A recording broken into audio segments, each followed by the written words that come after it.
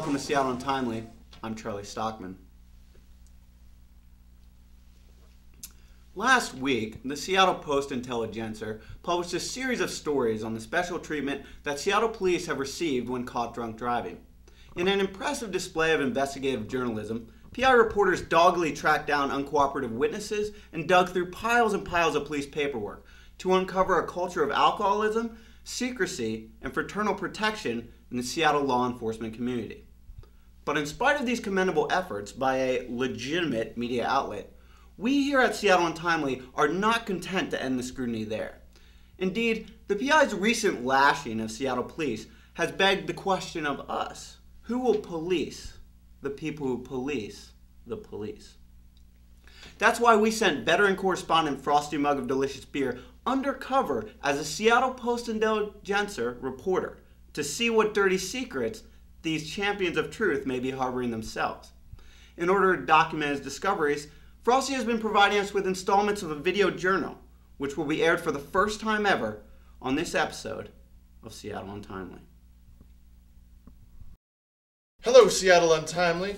Today began my first day as a PI reporter, and I've already seen some shocking things. When I arrived this morning, Managing Editor Dan McCumber forced 2 sweaty whiskey shots into my hands and told me there was only one rule at the PI, and that was, don't snitch.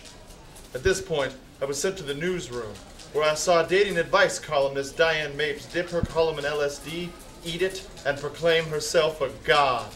My editor put a gun to my head and forced me to plagiarize a story, stage a photo, and make up a headline with 2 unrelated puns. I almost blew my cover when I hit the spell checker. He said he needed to know he could trust me. Oh God, I can't talk much longer, but it's already clear that the PI's recent criticism of Seattle police represents a gross hypocrisy, as the paper itself is an egregious example of institutional substance abuse and misuse of power. I have to go. I'll be back later. Day 2. Huge developments today. This morning, when I arrived at the PI, my editor shoved a fistful of pills into my mouth and ordered me to go undercover as a Seattle cop. So I am now double undercover. I'm afraid I'm getting in over my head.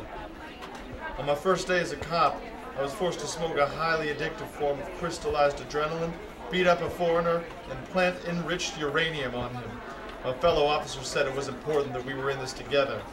We framed a child and... Hey, well, here's that mega beer! Wait, get him over here! I have to go.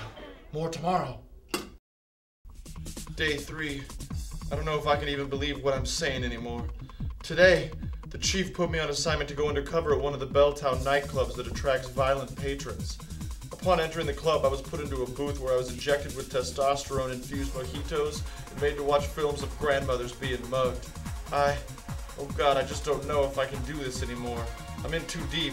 I'm undercover, and I don't know who I am anymore. I'm a corrupt reporter, a corrupt cop, and now a corrupt clubber. I've become everything I've ever despised. Oh no, I have to go. I'll try to send more later. We received that last broadcast from Frosty 2 days ago. We haven't heard from him since.